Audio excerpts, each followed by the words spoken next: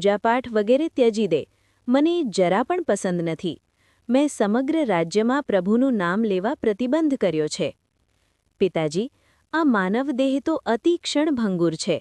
મૃત્યુ નિશ્ચિત છે, તેથી નામ સ્મરણ કે પૂજાપાઠ કરવા બદલ મને મૃત્યુ મળશે તો પણ સહર્ષ સ્વીકારી લઈશ, પણ પ્રભુનું નામ તો નહીં જ મૂકીશ.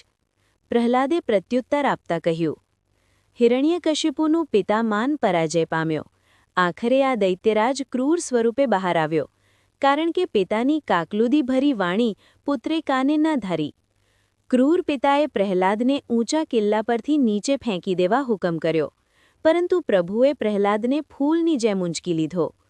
ખોરાકમાં ઝેર ભેળવીને મોતને ઘાટ ઉતારવા કોશિશ કરી, પણ એ ઝેર અમૃતમાં ફેરવાઈ ગયું. હાથીના પગ તળે કચડી નાખવા પ્રબંધ કર્યો, પણ વિશાળકાય હાથીએ તેને સૂંઢથી ઉપાડી પોતાની ગરદન પર બેસાડી